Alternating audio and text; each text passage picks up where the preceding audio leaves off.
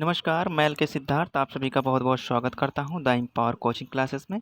Friends, आज हम फिर से टीजीटी, पीजीटी, एलटी, जीआईसी और बीपीएससी के लिए कुछ महत्वपूर्ण क्वेश्चन लेके आए हैं नागरिक शास्त्र के। ठीक है, तो चलिए देर ना करते हुए शुरू करते हैं आज की अपनी क्वेश्चनों की श्रृंखला। पहला क्वेश्चन कह रहा है कि राजनीति शास्त्र के पिता निम्न में से कौन माने जाते हैं? प्लेटो, अरस्तु, सुकरात, चाणक्य। तो इसमें जो है आपका क्वेश्चन नंबर फर्स्ट का आपका सेकेंड आंसर होगा। ठीक है, B is the right answer. अरस्तु को राजनीति शास्त्र के पिता माना जाता है। ठीक है, पिता या जनक राजनीति शास्त्र के। चलिए अगला क्वेश्चन देखते हैं। अगला क्वेश्चन कह रहा है कि राजनीति विज्ञान के अंतर्गत राज्य और सरकार का अध्ययन किया जाता है। राजनीति विज्ञान की यह परिभाषा किस विचारक ने दी है? ठीक है, गार्नर ने दी है, मेटिल ने दिया है, गिलक्राइस्ट ने दिया है, ग्रीन ने दिया है। क्वेश्चन एक बार फिर से देखते हैं। राजनीति विज्ञान के अंतर्गत राज्य और सरकार का अध्ययन किया जाता है। राजनीति विज्ञान के अंतर्गत राज्य और सरकार का अध्ययन किया जाता है। राजनीति विज्ञान की यह परिभाषा किसने दिया है? तो यह परिभाषा गिलक्राइस्ट की है। ठीक है, राजनीति विज्ञान की परिभाषा जो है ये गिलक्राइस्ट महोदय की। सी इज द राइट आंसर। ठीक है, राजनीति विज्ञान के अंतर्गत राज्य और सरकार का अध्ययन किया जाता है। ठीक, चलिए अगला क्वेश्चन कह रहा कि आंग्ल भाषी जगत में राजनीतिक सिद्धांत मर चुका है। साम्यवादी देशों में वह बंदी है और अन्यत्र मर रहा है। निम्नलिखित में से यह विचार किस विद्वान का है? काबा, डहल, डेविड स्टन और ऑप्शन डी है C.N. वेपर। ठीक है, क्वेश्चन नंबर 3 का। तो क्वेश्चन नंबर 3 का हो जाएगा A is the right answer, काबा। यह विचार काबा क्या है कि आंग्ल भाषी जगत में राजनीतिक सिद्धांत मर चुका है। साम्यवादी देशों में वह बंदी है और अन्यत्र मर रहा है। चलिए अगला क्वेश्चन देखते हैं, क्वेश्चन नंबर 4 की तरफ। कह रहा कि भारतीय संविधान निर्मात्री परिषद की प्रथम बैठक यानी संविधान सभा की बैठक के बारे में बात कर रहा है। कह रहा कि संविधान सभा की पहली बैठक यानी कि संविधान निर्मात्री परिषद की प्रथम बैठक कब हुई थी? कह रहा कि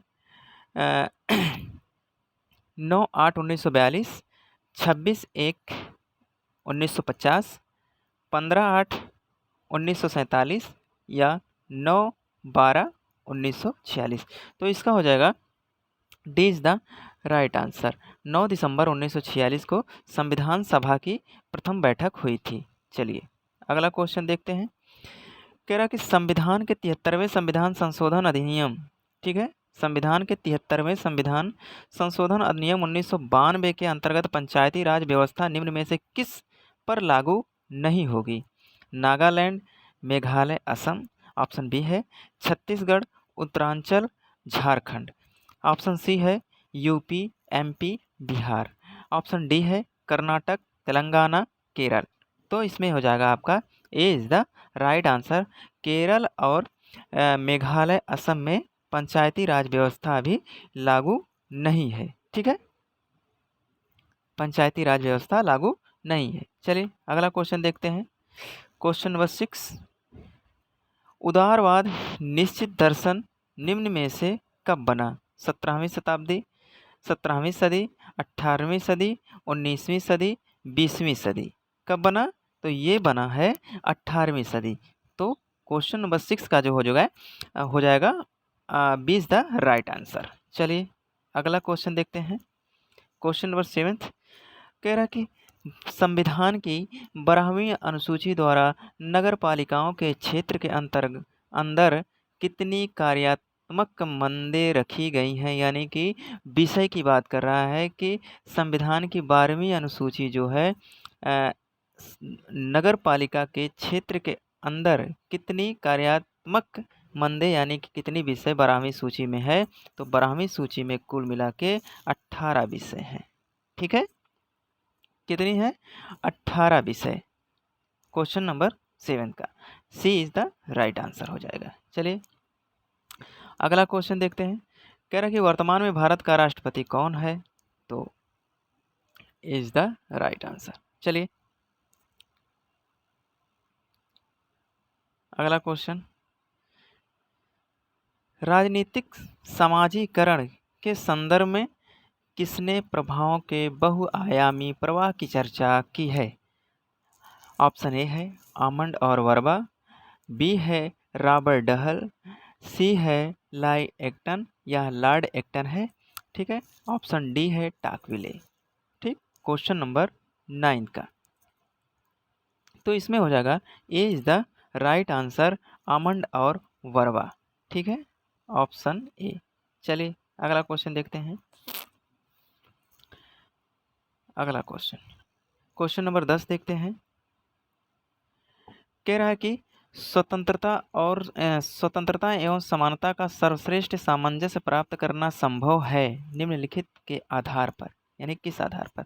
उदारवादी व्यवस्था, समाजवादी व्यवस्था पर, लोकतांत्रिक समाजवादी पर, प्रत्ययवादी व्यवस्था पर। तो इसका हो जाएगा सी इज द राइट आंसर। ठीक है, लोकतांत्रिक समाजवादी पर। चलिए अगला क्वेश्चन देखते हैं। क्वेश्चन नंबर 11, क्वेश्चन नंबर 11 कह रहा है कि निम्नलिखित में से किसने कहा राज्य पृथ्वी पर ईश्वर का अवतरण है? Hegel, Plato, green, can't.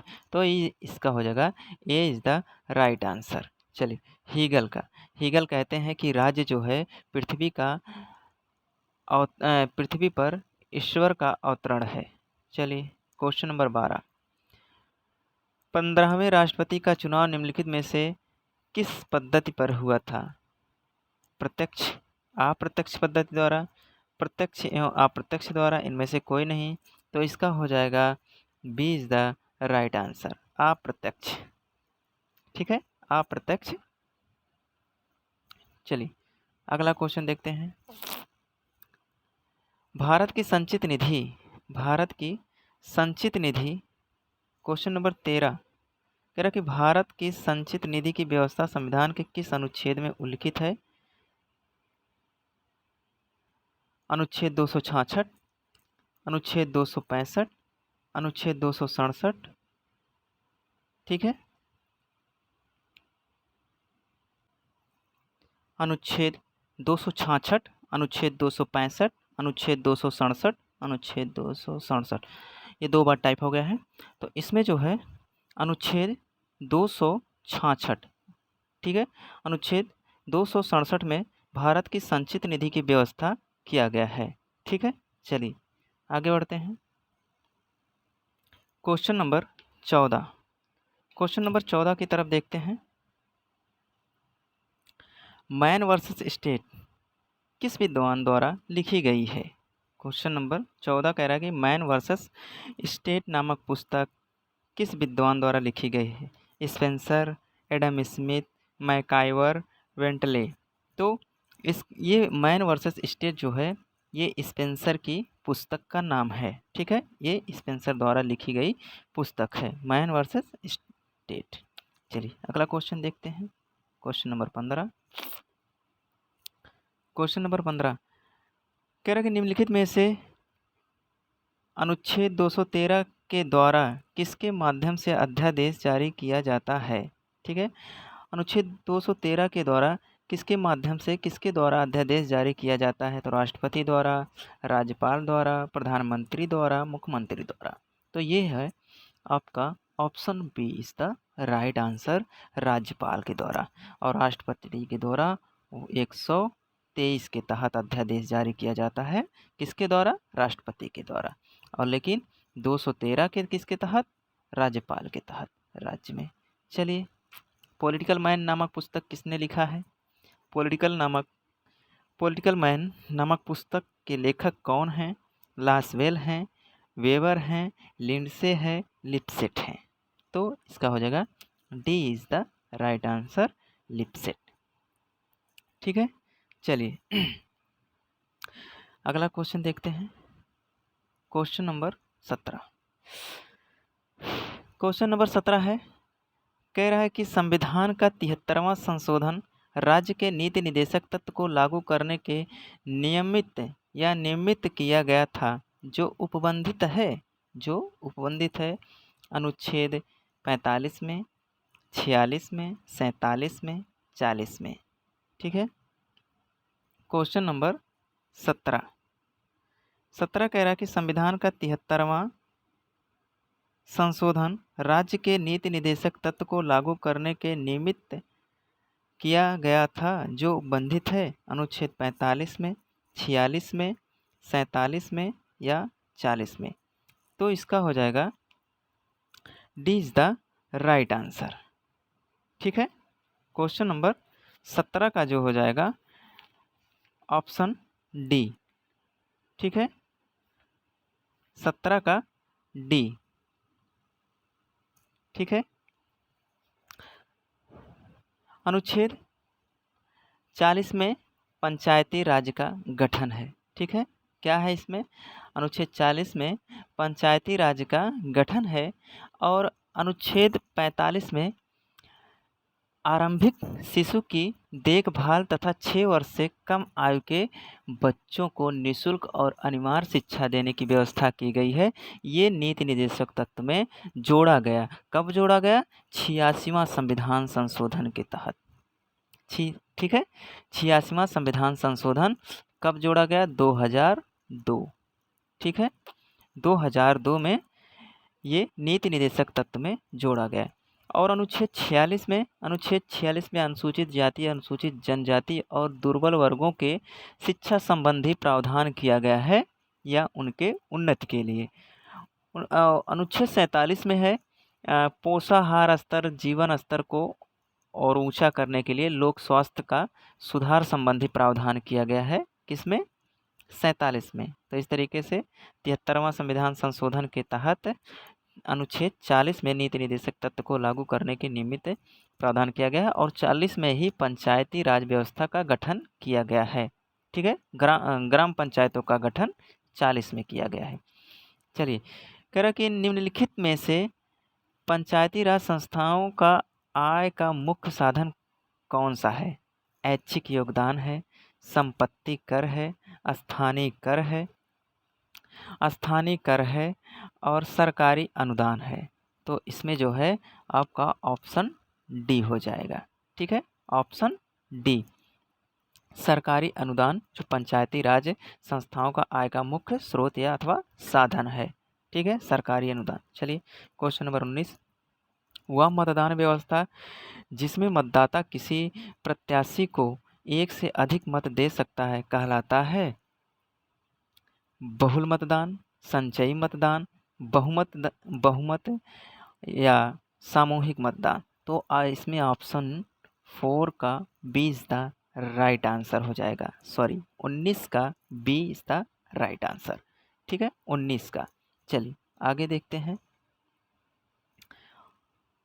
Question number 20 के देखते हैं। निम्नलिखित में से किस संशोधन द्वारा मतदाताओं की आयु 21 वर्ष से घटा करके 18 वर्ष कर दी गई? ठीक है, 52वां संविधान संशोधन द्वारा, ठीक है, 60वां संशोधन द्वारा, 61वां संविधान संशोधन द्वारा या 62वां संविधान संशोधन द्वारा। तो ये जो है सी इज द राइट आंसर। 61वें संविधान संशोधन द्वारा 21 वर्ष से घटा करके 18 वर्ष कर दिया गया। चलिए, सूची को मिलान करना है। ठीक, कौन सा सूची? राज्य एक आवश्यक बुराई है। ठीक है, राज्य एक आवश्यक बुराई है। ये किसने कहा है? राज्य एक आवश्यक बुराई है। तो ए का 2 हो जाएगा। राज्य एक जीवधारी है। राज्य एक जीवधारी है। ये कथन किसका है? स्पेंसर का है। ठीक है, ए का 2, बी का 3 और राज्य पृथ्वी पर ईश्वर का अवतरण है। ये किसने कहा है? हीगल ने कहा है। तो सी का 4 और डी का राज्य एक दमन का कृत्रिम चक्र है। यानी कि ए का 2, बी का 3, सी का 4 और डी का 1 कार्ल मार्क्स का ये कथन है। ठीक है, कार्ल मार्क्स का। चलिए देखते हैं इसमें जो है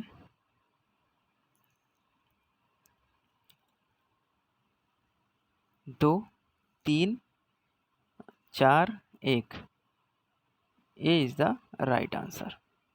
ठीक है, चलिए 21वां का ए। आगे बढ़ते हैं, क्वेश्चन नंबर 22 देखते हैं कि निम्नलिखित में से यह किसका कथन है, जब राज्य होगा तो स्वतंत्रता नहीं हो सकती, जब स्वतंत्रता होगी तो राज्य का अस्तित्व नहीं होगा। यह कथन किसका है? बेंथम का है, मार्क्स का है, माओ का है, या ऑप्शन डी कह रहा है कि लेनिन का है। तो ये ऑप्शन डी होगा। ठीक है, 22 का D is the right answer, Lenin. चलिए क्वेश्चन नंबर 23 की तरफ चलते हैं। कह रहा है कि निम्नलिखित में से यह कौन सी व्यवस्था दर्शाता है कि विधानमंडल को अधिक प्रतिनिधित्वपूर्ण बनाता है? बहुलवादी व्यवस्था, एकलवादी व्यवस्था, द्विदलीय व्यवस्था, एक दलीय प्रधान व्यवस्था।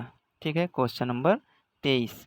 तो यह है बहुदलीय व्यवस्था। कह रहा है कि कह रहा है कि निम्नलिखित में से यह कौन सी व्यवस्था दर्शाता है कि विधानमंडल को अधिक प्रतिनिधित्वपूर्ण बनाता है? तो ये कौन बनाता है? बहुदलीय व्यवस्था बनाता है। ये इज द राइट आंसर। चलिए अगला क्वेश्चन नंबर 24। कह रहा कि किसने कहा इतिहास का राजनीति विज्ञान के बिना फल नहीं, तथा राजनीति विज्ञान का इतिहास के बिना जड़ नहीं? सीले का है, गार्नर का है, पॉल जेनेट का है, या ब्लंट्सली का है? तो इस 24 का ए इसका राइट आंसर, या सीले का कथन है जिसने कहा कि इतिहास का राजनीति विज्ञान के बिना फल नहीं, तथा राजनीति विज्ञान का इतिहास के बिना जड़ नहीं। ये किसका कथन है? तो सीले का है। चलिए अगला देखते हैं 25।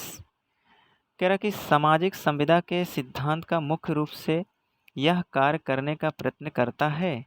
सामाजिक संविदा के सिद्धांत का मुख्य रूप से यह कार्य करने का प्रयत्न करता है। ऑप्शन ए, राज्य के ऐतिहासिक उद्गम का पता लगाना, बी, राजनीतिक बाध्यता के आधार की व्याख्या करना, सी, यथास्थिति का औचित्य स्थापित करना, ऑप्शन डी कह रहा है क्रांति द्वारा समाज में अमूल परिवर्तन लाना।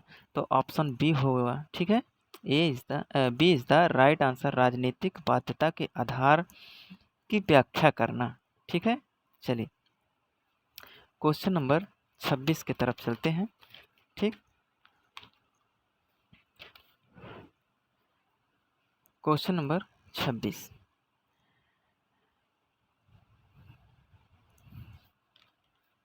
कह रहा है कि राज्य के संबंध में गांधी के विचार निम्न इनमें से किसके निकट था? ठीक, किसके निकट था? दार्शनिक अराजकतावादी, सामूहिकतावादी, नैतिक अंतर्निहितवाद, उपर्युक्त में से सभी। तो 26 का A is the right answer. Gandhi ji को दार्शनिक अराजकतावाद का जनक भी कहा जाता है। चलिए क्वेश्चन नंबर 27 की तरफ चलते हैं। कह रहा कि किस संविदावादी विचारक ने प्राकृतिक अवस्था का चिंतन शांति, सद्भावना, परस्पर सहायता और सुरक्षा की अवस्था के रूप में किया है? हॉब्स, लॉक, अरस्तु। हॉब्स, लॉक हैं, रूसो हैं, अरस्तु हैं। ठीक है, ऑप्शन 4 ऑप्शन आप लोगों के सामने दिया, हॉब्स, रूसो, अरस्तु, लॉक है। ठीक है, चलिए तो इसका हो जाएगा D is the right answer. ठीक, लॉक, यह कथन लॉक का है। ठीक, लॉक को उदारवाद का जनक भी माना जाता है और इन्होंने सामाजिक समझौतावादी विचारक इनको माना जाता है। ठीक है, और इनका कथन है कि प्राकृतिक अवस्था का चिंतन शांति, सद्भावना, परस्पर सहायता, सुरक्षा की अवस्था के रूप में किया गया है।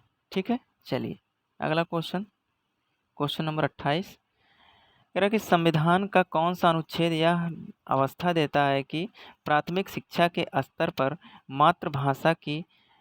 मातृभाषा में निर्देश देने की समुचित सुविधा प्रदान करना प्रत्येक राज्य का प्रयत्न होना चाहिए।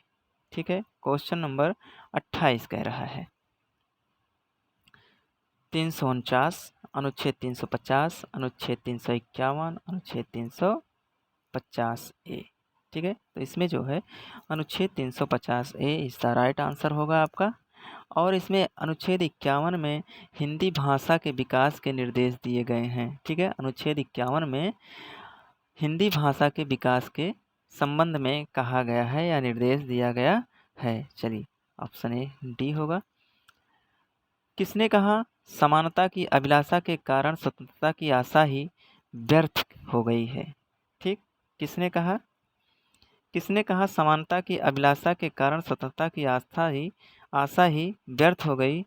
लास्की, लॉक, एक्टन, कोल। तो ये कथन सी होगा। ठीक है, सी इज द राइट आंसर होगा क्वेश्चन नंबर 29 का। चलिए क्वेश्चन नंबर 30 आप लोगों के सामने है। कह रहा कि नौकरशाही शब्द का सर्वप्रथम प्रयोग निम्न में से किसने किया। वेबर ने किया, साइमन ने किया, फेयोल ने किया या गोरने ने किया। तो ऑप्शन डी हो जाएगा। ठीक है, गोरने ने। अनुच्छेद क्वेश्चन नंबर 31 है। वैध संप्रभु यह निश्चित सत्ता है जो राज्य के सर्वोच्च आदेशों को वैध रूप में व्यक्त कर सके। वह सत्ता जो दैवीय कानून, नैतिक सिद्धांतों तथा जनमत की उपेक्षा कर सके। यह परिभाषा किसने की।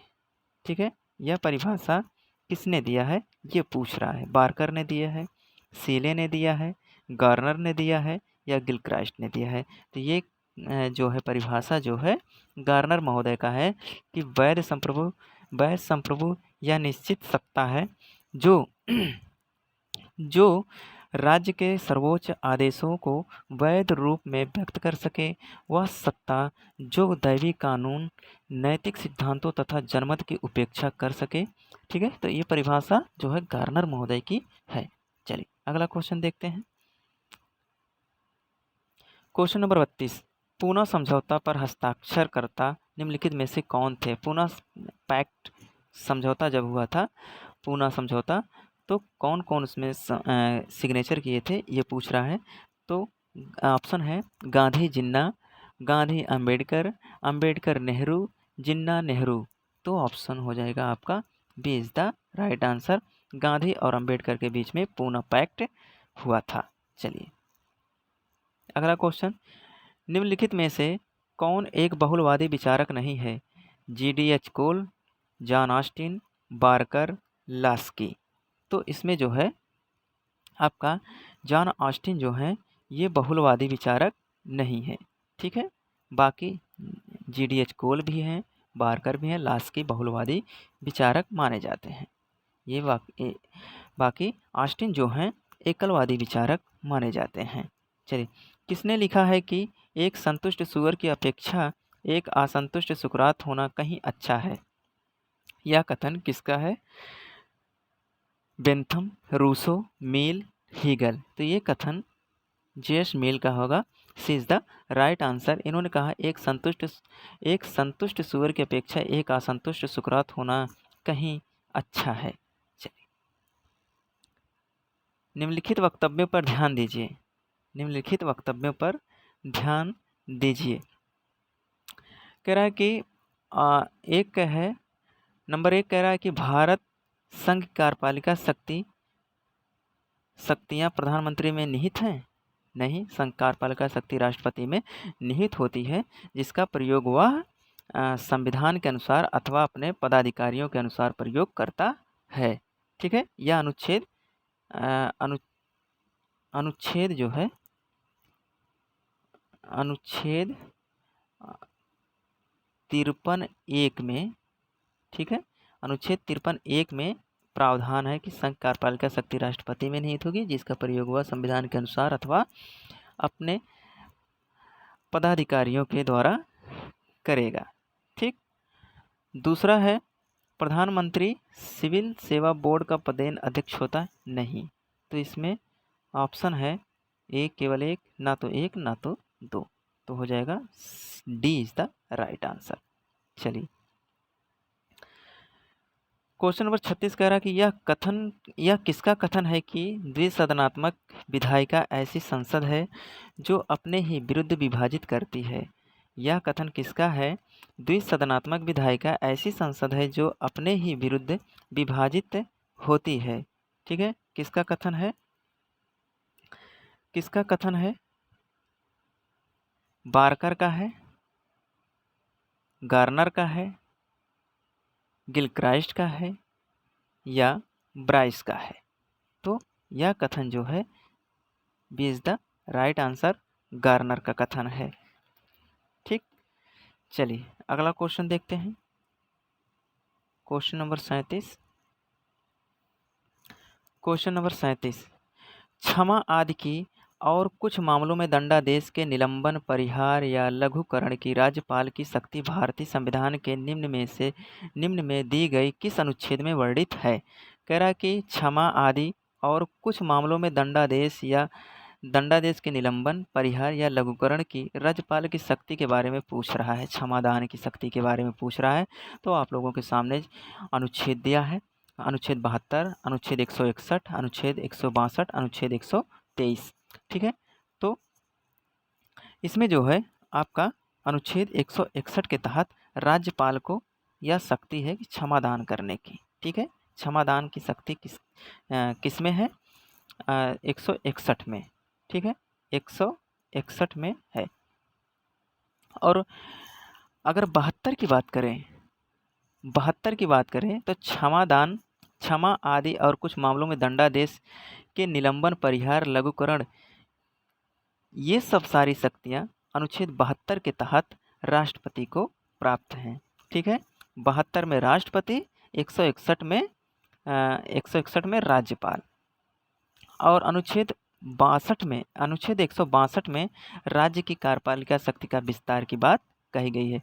और अनुच्छेद 123 में अध्यादेश जारी करने की शक्ति किसको प्राप्त है? राष्ट्रपति को प्राप्त है।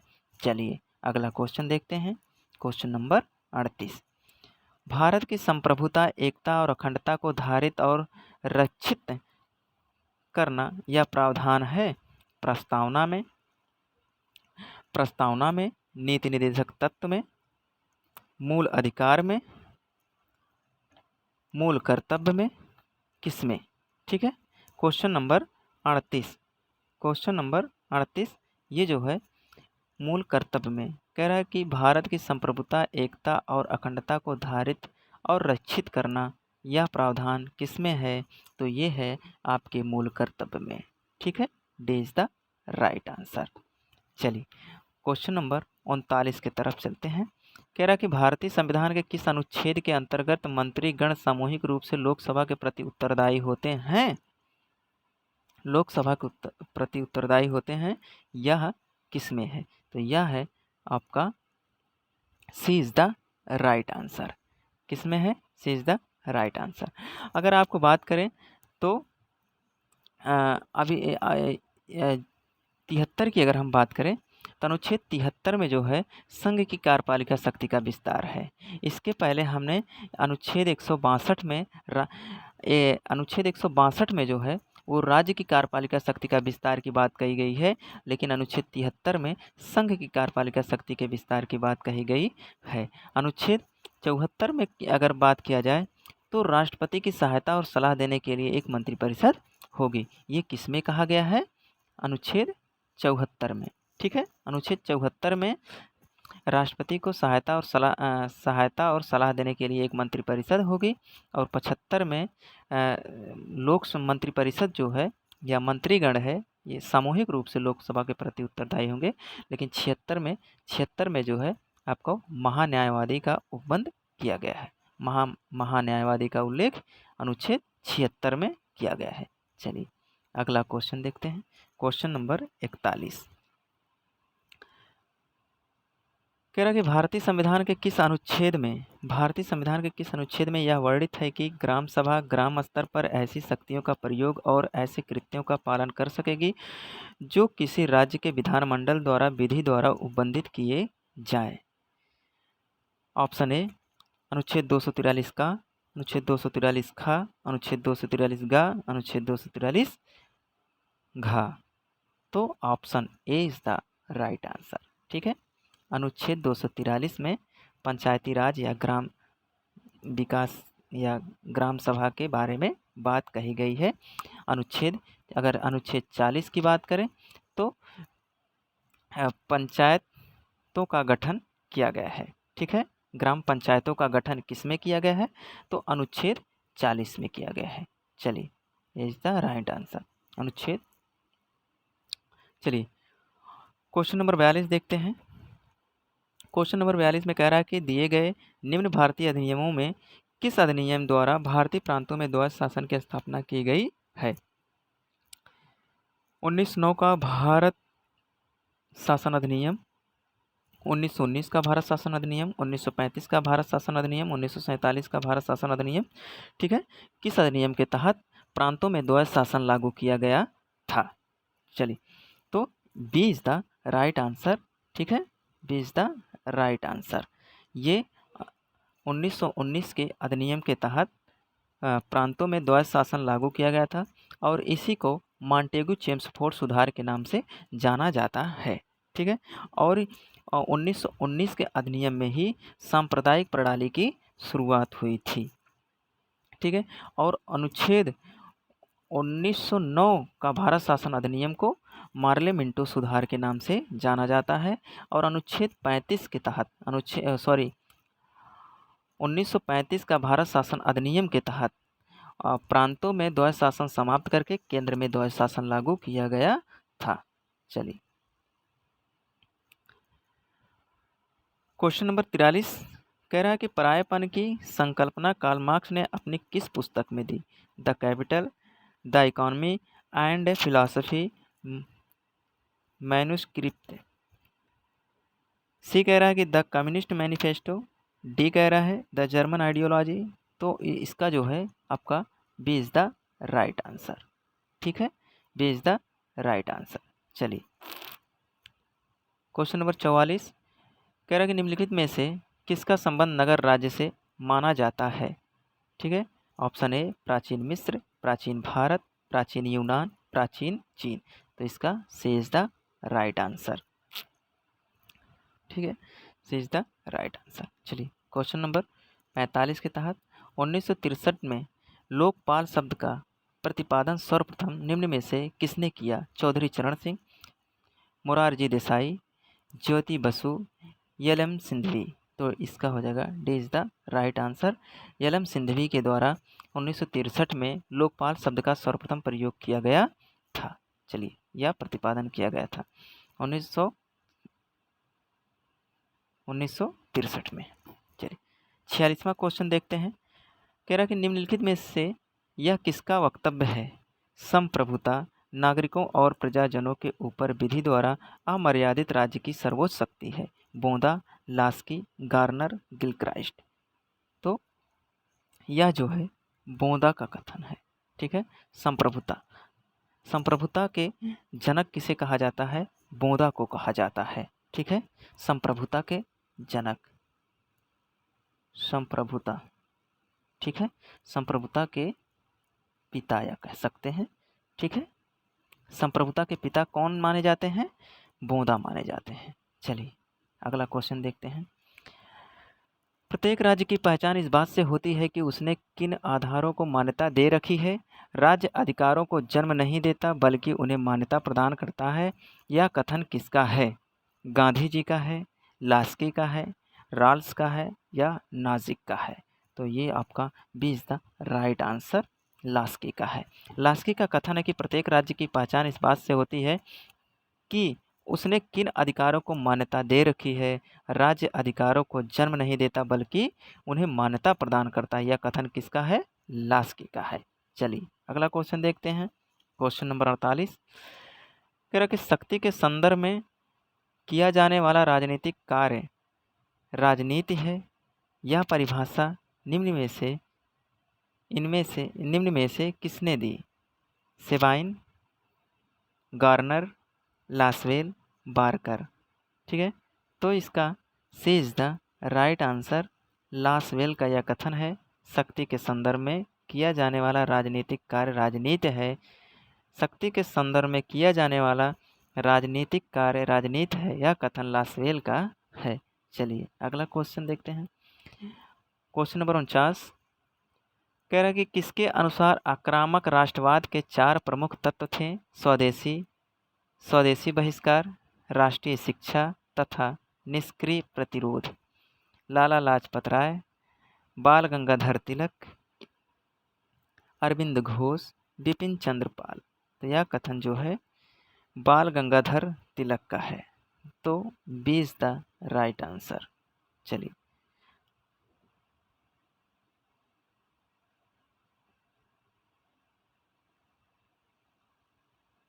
क्वेश्चन नंबर 50 भारत की संचित निधि से धन निकासी का प्राधिकार किसे प्राप्त है? राष्ट्रपति को है, संसद को है, प्रधानमंत्री को है या मुख्य न्यायाधीश को है? तो आप भली भांति जानते हैं संसद को है। B is the right answer. संचित निधि से धन कैसे निकाला जाता है? तो संचित निधि से धन निकालने के लिए विनियोग विधेयक पारित किया जाता है। विनियोग विधेयक का उल्लेख अनुच्छेद 114 में है। ठीक है, 114 में विनियोग विधेयक का उल्लेख है और विनियोग विधेयक सदैव लोकसभा में पेश किया जाता है। ठीक है, लोकसभा में पेश करने के बाद राज्यसभा में जाता है। राज्यसभा से पारित होने के बाद संसद जो है संचित निधि से धन निकाल सकता है। तो विनियोग किसके माध्यम से? विनियोग विधेयक के माध्यम से। किस विनियोग विधेयक किसमें उल्लेख है? तो अनुच्छेद 114 में है। ठीक है, चलिए क्वेश्चन नंबर 51 है। कह रहा है कि यह किसने लिखा है कि हॉब्स की प्राकृतिक दशा दैत्य मनुष्य कभी भी नहीं हो सकता? हॉब्स की प्राकृतिक दशा का दैत्य मनुष्य कभी नहीं हो सकता। यह कथन किसका है? ठीक है, किस आलोचक का है? स्पिनोजा का है, बर्नार्ड शॉ का है, बार्कर का है, वाहन का है? तो 51 का A is the right answer. Spinoza का यह कथन है। उन्होंने लिखा है कि हॉब्स की प्राकृतिक दशा का दैत्य मनुष्य कभी नहीं हो सकता। हॉब्स का सबसे प्रसिद्ध कृति जो है वो लेवियाथन का है, लेवियाथन है। क्वेश्चन नंबर 52 कह रहा है कि निम्नलिखित में से कौन सा एक लक्षण संप्रभुता का नहीं है? पूर्णता, सार्वभौमिकता, अधेयता, विभाज्यता। तो इसका हो जाएगा D is the right answer. ठीक है, विभाज्यता वो विशेषता नहीं है। अगर कांग्रेस विभाजन करती है तो यह मेरे मृतक शरीर पर से ही होगा। यह कथन किसका है? Jawaharlal Nehru, B R Ambedkar, M N Roy, Gandhi ji. तो यह कथन जो है गांधी जी का है। उन्होंने कहा कि अगर कांग्रेस विभाजन स्वीकार करती है तो यह मेरे मृतक शरीर पर से ही होगा। यह कथन किसका है? गांधी जी का है। चलिए क्वेश्चन नंबर 54 संयुक्त राष्ट्र महासभा में शांति के लिए एकता प्रस्ताव निम्न में से किस वर्ष में अपनाया गया था? 1950, 1951, 1967, 1977। तो ये जो है 1950 इज द राइट आंसर। चलिए क्वेश्चन नंबर 55 देखते हैं। कह रहा है कि निम्न में कौन सुमेलित है? निम्न में कौन सुमेलित है? क्वेश्चन नंबर 55 नाजीवाद फ्रांस में, समाजवाद जर्मनी में, फांसीवाद इटली में, फेबियनवाद रूस में। तो इसमें जो सही आंसर है वो फांसीवाद इटली में। सी इज द राइट आंसर। ठीक है, चलिए अगला क्वेश्चन द मॉडर्न स्टेट नामक पुस्तक निम्न में से किस लेखक की है? तो ये पुस्तक जो है मैकाइवर की है। ठीक है, चलिए मैकाइवर की पुस्तक है द मॉडर्न स्टेट। रिपब्लिक राजनीति पर लिखा गया ग्रंथ होने के बजाय शिक्षा शास्त्र पर लिखा गया समस्त युगों का सर्वोत्तम ग्रंथ है। यह टिप्पणी किसने की है? अरस्तू ने की है, रूसो ने किया है, बोंदा ने किया है, प्लेटो ने किया है। तो ये जो है रूसो का कथन है। रूसो कहते हैं कि रिपब्लिक राजनीति पर लिखा गया ग्रंथ होने के बजाय शिक्षा शास्त्र पर लिखा गया समस्त युगों का सर्वोत्तम ग्रंथ है। शिक्षा पर लिखा गया, ये रूसो का कथन है। किसके बारे में कह रहे हैं? रिपब्लिक के बारे में। ठीक है, चलिए। निम्न में से किस व्यवस्था की विशेषताओं को भारत के संविधान में सम्मिलित किया गया है? संघीय व्यवस्था की विशेषताएं, एकात्मक व्यवस्था की विशेषताएं, संघीय और एकात्मक दोनों विशेषताओं को, परिसंघ व्यवस्था की विशेषताएं। तो इसमें जो है सी इज द राइट आंसर। ठीक है, संघीय और एकात्मक दोनों विशेषताओं को भारत में सम्मिलित किया गया है। ठीक है, चलिए। 59, पॉलिटिक्स एमंग नेशन नामक पुस्तक के लेखक कौन हैं? पॉलिटिक्स एमंग नेशन नामक पुस्तक के लेखक कौन हैं? मार्गेंथाउ हैं, E.H. कार हैं, सीलिंग हैं या डिसूजा हैं। ठीक है, तो ये इज द राइट आंसर। ठीक है, इज द राइट आंसर मार्गेंथाउ है। ठीक है, क्वेश्चन नंबर 60। क्वेश्चन नंबर 60 कह रहा है कि केंद्रीय मंत्री निम्नलिखित में से किसके प्रति सामूहिक रूप से उत्तरदायी होते हैं? तो किसके प्रति होते हैं? लोकसभा के प्रति उत्तरदायी होते हैं। ठीक है, किसके प्रति? लोकसभा के प्रति। चलिए, क्वेश्चन नंबर 61 कह रहा है कि राज्यसभा में निम्नलिखित में से कितने व्यक्ति राष्ट्रपति के द्वारा मनोनीत किए जाते हैं? तो 12। ठीक, 12 सदस्य। 62 क्वेश्चन कह रहा है कि भारत के राष्ट्रपति का निर्वाचन निम्न में से कौन कौन मिलकर करते हैं? संसद के निर्वाचित सदस्य, लोकसभा के निर्वाचित सदस्य, संसद के दोनों सदन एवं राज्य विधानसभाओं के निर्वाचित सदस्य। ऑप्शन डी है राज्य विधानसभाओं के निर्वाचित सदस्य। तो इसमें जो है क्वेश्चन नंबर 62 का सी इज द राइट आंसर। राष्ट्रपति के निर्वाचन में संसद के दोनों सदनों एवं राज्य विधानसभाओं के निर्वाचित सदस्य। चलिए, और इसमें जो है केंद्र शासित के दिल्ली एवं पांडिचेरी के निर्वाचित सदस्य भाग लेते हैं। तो इस प्रैक्टिस सेट के लास्ट क्वेश्चन है क्वेश्चन नंबर 63। सर्वोच्च न्यायालय के न्यायाधीशों की सेवानिवृत्ति आयु है 65, 60, 62, 70।